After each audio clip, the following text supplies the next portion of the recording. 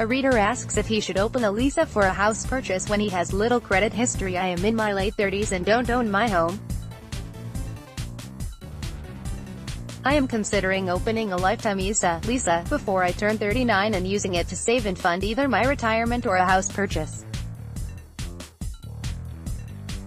Am I taking a risk in putting money into a LISA when there is no guarantee that I can get a mortgage? How I'm saving or investing with my lifetime LISA at ages 18 to 21. I am concerned as I don't have much credit history, having never had a credit card, and in recent years I've lived in a property where all utility bills were covered by my partner's employer. Initial diagnosis. Scott Gallagher, Director of Wealth Manager Rowley Turton, believes your first task should be checking your credit score through specialist companies such as Equifax or Experian. You can quickly sign up with either company and download a free credit report to see exactly what information they hold on file about you. Once you know what potential lenders will learn about your financial history, you can see if there are any mistakes or issues that may cause you problems. Generous bonus for first-year's lifetime LISA savers. Mr. Gallagher says. Martin Bamford, Managing Director of financial planning firm Informed Choice, agrees your poor credit rating might negatively impact your ability to get a mortgage but suggests there are steps you can take to improve this in a relatively short period of time. The act of borrowing money and paying it back reliably is all it takes to build a credit history, he says.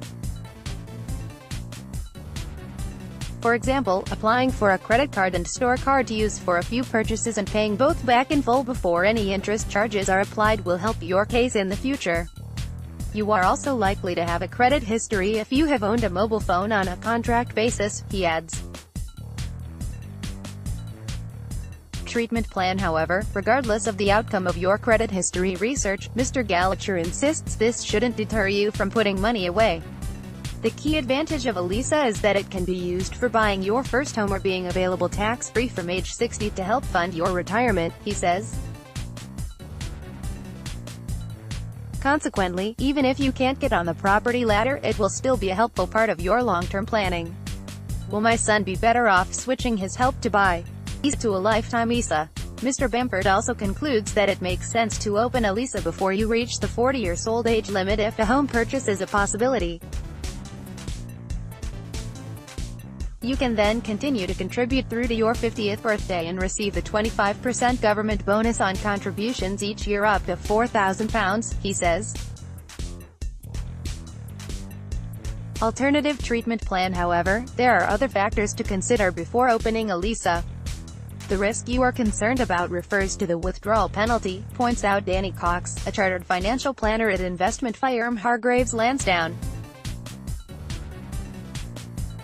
A LISA receives an annual bonus of £1,000 for every £4,000 saved, but if withdrawals are made other than to buy a first house, or before age 60, a 25% penalty applies, he says. So, if you don't buy a house, there is no risk from a withdrawal penalty as long as the LISA savings are held until age 60. It's time to switch your Help to Buy LISA to a lifetime LISA. That said, Mr. Cox concludes, in my view, it would be a good idea to open up a LISA before age 39, using the minimum balance, so you have the option to save more later. It's also worth speaking to a mortgage advisor who can assess your situation, points out Alistair Cunningham, a chartered financial planner at Wingate Financial Planning. It is possible for two people to use a LISA to buy together, so a joint mortgage might be possible, he says.